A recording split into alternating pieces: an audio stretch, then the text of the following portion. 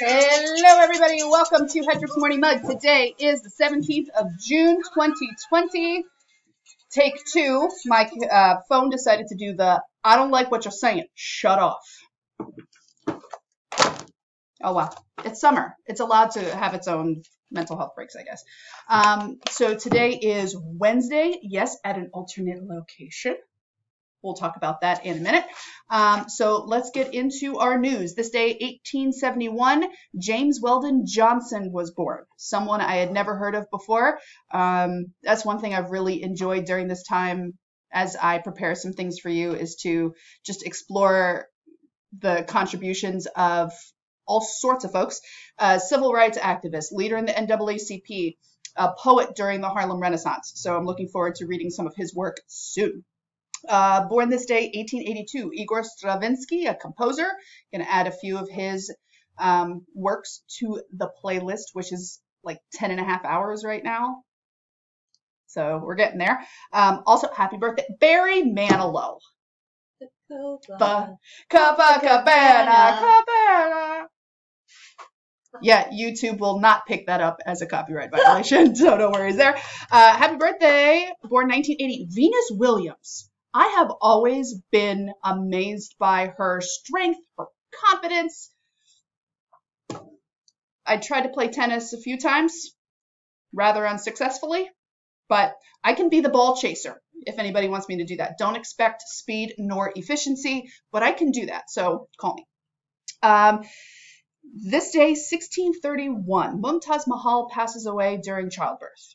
You may not have heard of her before, but her husband, Shah Jahan I, spends the next 20 years having a mausoleum built in her honor. That is the famous structure of the Taj Mahal. 1932, the Bonus Army joins about 1,000 World War I veterans, join forces. They protest in Washington, especially at the White House and the Capitol building, wanting their bonuses from World War I. So this is 1932. So few decades since the war, they still have not been paid bonuses that they were entitled to because of their military service. 1958, the book Things Fall Apart by Chinua Achebe is released. I highly recommend that you check it out. It is considered one of the greatest literary works by an African author. Great insight into the perspective of Africans with European imperialism around the turn of the 20th century. So not heavy history book. It really brings in some great narrative, some cultural info. It's really good. I had to push myself, but I was really happy that I did. This day, 1885, Statue of Liberty. Talked about her the other day. She was in pieces. Sweet thing. She finally made it to New York and eventually will be assembled. All 450,000 pounds of her, copper and iron. And remember, you learned this the other day on the mug. Liberty Enlightening the World is her official name. So, for the first time on the mug, we have a guest. Everybody, welcome Carrie to the show. Carrie, welcome. Welcome. So Carrie has been a mugger for the past more than 90 days. Longtime friend. And she's one of those people that I can get into intellectual conversations with. Like, we can have civil discourse and still be friends at the end. Agree, disagree, doesn't matter. We learn from each other. Yeah. By talking, by learning, by listening. So important. So she's also been one of the ones, she and her husband Mike, thank you, when it rolls around to later in the day, it's like, is there a mug? There needs to be a mug. Because the mug is a daily habit. We've developed a habit where we watch every day, and so come dinner time, when my husband and I know it's good to sit at a table and eat your dinner, but sometimes we sit in front of the TV. Okay, all the time we sit in front of the TV, and we watch our morning mug and learn a little. And then we discuss, and we're always talking to Lauren on the TV and telling her something, even though she can't hear us, but we hear us. Absolutely. So it is much appreciated.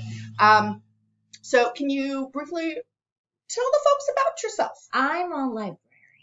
That's one of the things that like really it has guided my life and changed me as a human being to understand the power of libraries and what they do for you in terms of access to everything, resource sharing. I believe in libraries. That's one small thing about me that I think is apparent as soon as people meet me sometimes. Libraries, First 30 libraries. seconds. I can't help myself. That means I have a master's degree in library and information science. If you're interested in learning more about becoming a librarian, talk to Lauren. She'll get you my contact info. I can tell you all about it. Absolutely. So we went on a grocery shopping trip earlier, and on my way to Carrie's, we're in Carrie's house, we're hanging out at in the summer kitchen. So getting the beautiful breeze, and it's perfect. So on the way over, I just started a new audiobook called Just Mercy by Brian Stevenson. And I had been waiting to get the audiobook. I have the book. It's been on my summer reading list. And the first 20 minutes, I chuckled a couple times. I teared up many times. And on our car ride to the grocery store, I'm like, we got to listen to this. Because Carrie is also a fan of the audiobook, which we're going to be talking about. So we were listening to it and just got us talking about the power of engaging in conversation with others who've been exposed to the same material. So, you get in conversations all the time. Did you see that episode of Game of Thrones? Oh my God. But we don't, at least most people that I interact with, we don't talk about what we're reading as much as what we're watching. Unless you're going to a library book club or you have a book club. Right. Lots of people do book clubs right now. You can find them online and virtual and engage in discussion with people who read the same thing. Find out their perspective. It's really cool. Yeah, absolutely. So, excuse me, time out. Okay. Anyhow. We'll get her some hand sanitizer We're good. later. I won't touch you. So, then, so we did a little bit of digging before we started the mug. And some top benefits of reading, and we will need to define what reading is. But boosting intelligence, increasing your ability to empathize with others. It can lower stress. It can help you detach from physical technologies, putting the phone down. We're not going to get into the conversation of e-readers. Yes, you can argue that that's tech, but it's a different thing. I think we'd agree. It is. The screen glow might still be there on some screens, right. Depends. But not those like notifications that someone posted to your such and such and likes and there's a new episode of the Morning Mug, like those types of announcements. Ability to bond with families between, generations within a family, bonding between friends, that gets to that book club thing. Entertainment, straight up entertainment, building your attention span. The benefits for your brain, it's like the more that you use it in this intellectual capacity, the more, the easier it gets. It's like kind of like muscle. Yes. Exercise for your brain. And Carrie said it perfectly. And then I'm going to let her break these down for you. Information, education, recreation. Information, education, recreation. What do you mean by that? Information. So you need to make a decision and you read the package ingredients. You need to make a decision and you read product reviews. You are getting information to make an informed decision, to become more informed yourself. Information in all sorts of ways, but information, you get it from reading. People who say they don't love to read, they are reading all the time. Reading happens naturally in your regular life. Because literacy is important. Education, you read to grow your facts on a topic. You read to understand it from a different perspective. Reading changes everything. And recreation, who doesn't love sitting down with a good book or a good audiobook? That good book, you can sit down and just escape into that story, make the pictures with your own imagination. How many times is the book better than the movie? Yeah, I dare say. I have one situation that's not. There's only one. And that is, what's it playing on the dum dum da da dum dum dum dum dum dum. It's a daily dose of Hanks. Forrest Gump as a book. Forrest Gump by Wallace Groom. And I don't know if it's because I had this guy in my mind. I don't know. I don't know, but there were certain parts of the book I'm like, oh, no, because Forrest is such a genuine character. I tried listening to the Forrest Gump audiobook. Not as good Not as as the movie good. either. Not as good. But that's the only one that I can think of, honestly. For the most part. The Yeah. book lets you create the story and bring more context than seeing it in front of you. So reading as a definition, and this gets into the title of today's episode, text messages. Reading. So verb, to read. To look at and to comprehend the meaning of written or printed matter by mentally interpreting the characters, symbols of which it is composed. So if we go with, because some people are like, I don't like to read, but you had mentioned like the functionality of reading, you're reading texts. Literacy matters. If Right. you don't know how to read, you miss a good portion of life, because that whole, what you're seeing on signs, what you're seeing in stores, on ads, you need those words. You need literacy to get the full depth. And when someone says to you, I don't like to read, it's a lie. They read. You're reading your social media posts. You're reading the things you see in day-to-day life. Reading is a part of it. And if you don't have reading, like many people, if you have not learned how to read, if you don't have literacy, it was something that was kept from people in order to keep them down. We empower people by teaching them how to read. So good. It's true. so true. But reading, like some people are like, because they're not comfortable or they haven't found something that they're interested in, there's nothing wrong with being a grown woman and reading a picture book.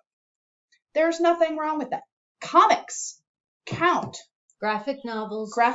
Children's books. I got through half of my high school and college papers beginning with a low reading level book, but it would be on the subject. You covered it, you got a baseline, then you could dive in deep with adult books. So don't be ashamed of what you read. And I know librarians have been thought of as saying, oh, well, those trashy. No book is trashy if you're enjoying it. People read mysteries and romance and true books. You have such a wide variety. Don't ever be ashamed of what you read. Trivia question. Are audiobooks books? Survey says. Yes, they are.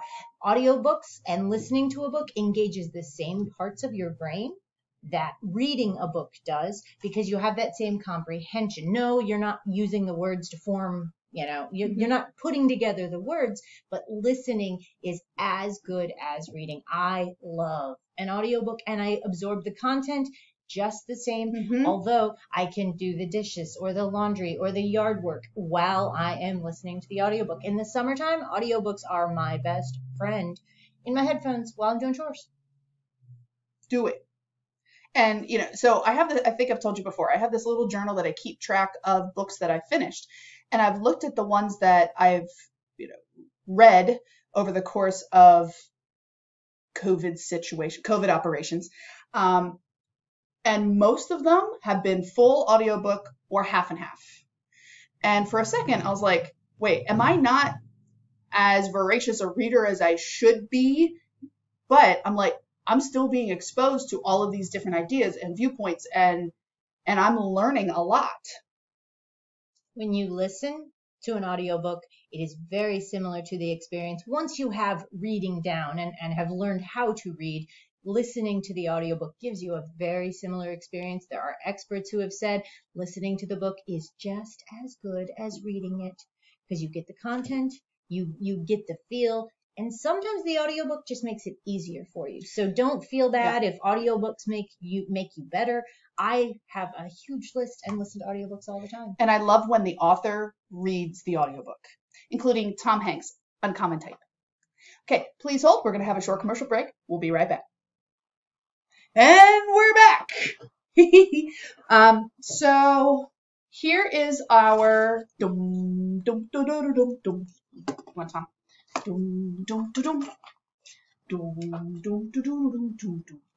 What? Daily Dust. Hey, y'all. I'm never going to be able to live that down. Ever. So here's a quote from Thomas that I think we can apply to our conversation about reading and being exposed to information. Isn't he fun? He's fun. He's really fun. He's like perfect in every way.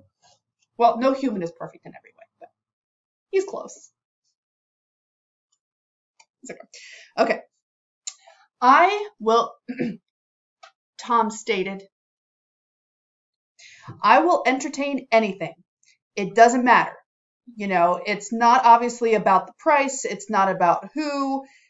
It's kind of about when and what. It's material. That's all you know. It's about material. So reading something that you don't agree with isn't a waste of your time. Very true. Do you need me to take him from you? Okay, but I love him. He's so bad. So reading a book and ending up not liking it, it's not a waste of your time. You shouldn't, in my opinion, I don't know how you feel about this. You shouldn't go back and say, man, I wish you could get those 9 hours back that I listened to that story. I was disappointed. You also don't have to finish a book every time you start. I'm going to tell you this. This is an opinion piece, of course. Yes. But you can start a book and realize, no, this book isn't for me right now, or I'm not going to finish this. It's okay to stop reading a book. I do agree with that. If you start one and decide, nah, not for me right now, it's okay. It's okay. It's okay to not like a book. It's okay to stop. Some people force themselves through it, but it's okay. There are many books that I've tried and stopped. Harry Potter was one that I had to restart half a dozen times. Some people will be shocked by that. It was okay. Mm-hmm. What are your thoughts on, because I feel like some people don't think about books or audiobooks or anything that has length to it. They see that as intimidating. What would you say to that? It's one of the reasons some people say they don't like reading, because they don't like reading long form things. And it is a-okay to read short stories. Short stories are fabulous. Magazine articles, graphic novels. There is a wide range of what you can read. Just the act of reading, you're choosing content to absorb. And that, to me, is what matters the most, is just use your brain for what it's there for. Yeah, and quality over quantity. You know, choosing things that are of interest to you, I think is important. Yeah, sometimes you read on the surface of a subject, sometimes you dive deep. And the other thing that I recommend is revisiting books that you have read in the past. Read it at a different phase in your life. So you read something in high school, then you read it in college, then you read it in your 30s, and you think your context adds to your experience of reading. Oh, that's good. Yes. I'm writing that down. Your life brings context to what you read. So it may change depending on your mood or your context or your mindset at the time. And whenever I write quotes down in my book of quotes for school, I always put the date and the time. And I actually put additional context. I'm so famous now. See, I've been on the mug and I'm in the quote book. Viewership dropped after episode 94. Oh. I'm kidding.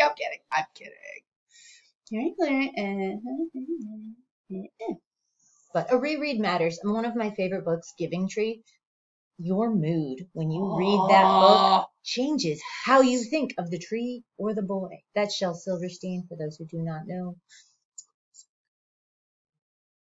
He's a pretty cool dude, in and of himself, and some of his writings published in other formats in media. He was not just children's books. He wrote a lot of great articles. So this just came to me. She doesn't know I'm going to say this. So what I'm thinking is, as you are reading books, listening to books, whatever, the things that you are absorbing, the text, remember, text message, send me a message. I want to keep a mugger's reading list. Do you know what I mean? Because I'm always I finish a book or an audiobook, and if I'm doing it through an online app through my library, which we should probably talk about. Libraries. I put on the filter for I want it now, and I just see, and that's how I pick the next thing. But I really do like getting suggestions and recommendations from from others. From real people. Another good place to get those suggestions and recommendations is from your librarian. There's a service called Reader's Advisory. You can often call the library or talk to someone and say, hey, if I like books like this, what might I like next?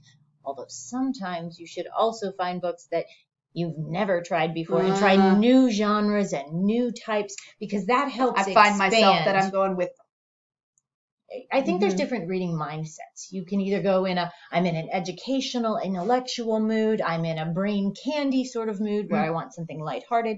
And that's why many of us have 5 or 6 books going at a time. You know, there might be a time that you say, I want to read a book with Fabio on the cover. There's nothing wrong with that. Bodice rippers. Truth. So if someone is like, okay, I'm inspired by the morning mug and I want to increase my absorption of things, where should they go? They should go to the library. You can look at the library catalog. You can see all of the content available from your local library and find out what you can get right now. Most of the libraries are offering curbside pickup service. You can select your items and schedule a time to pick them up.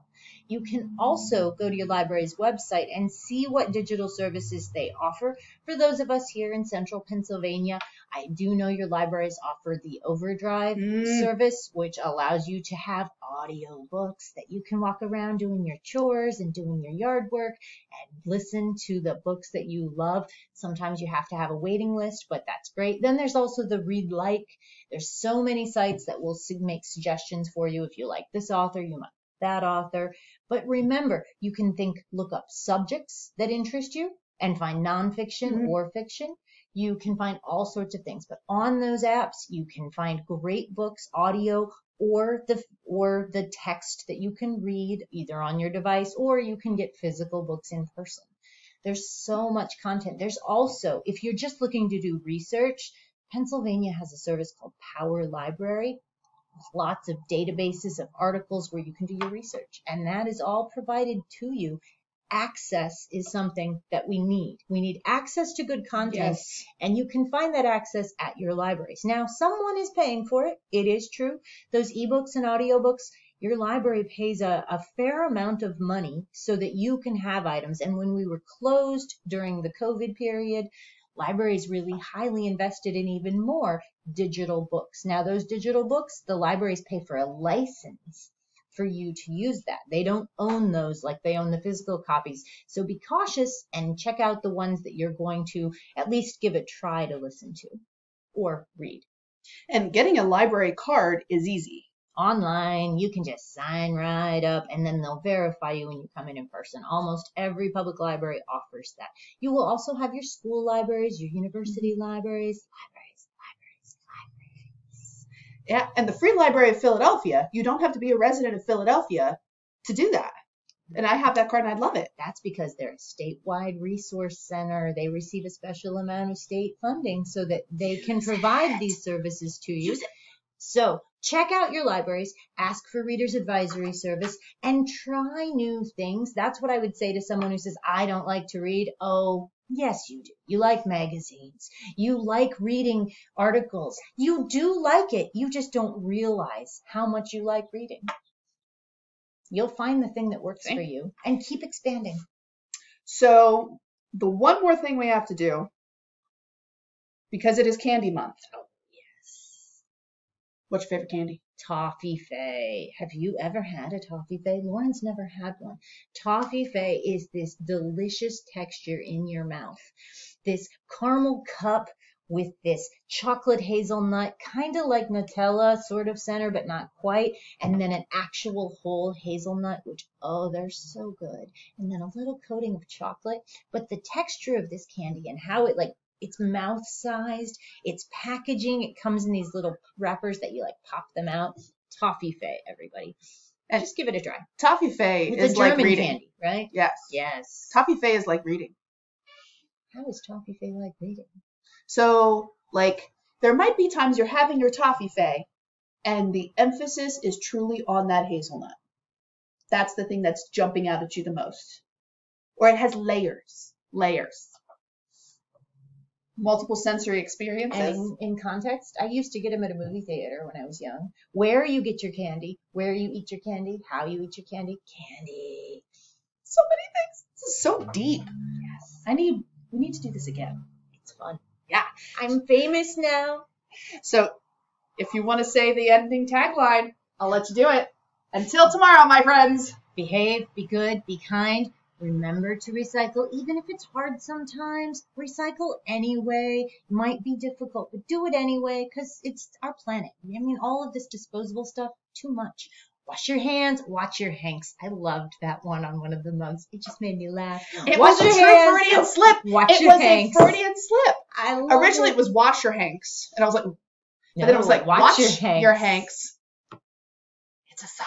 And if you need a mug, Oh, yes, today's you need mug. a mug for today. This is Here legit. we have this mug. It's real.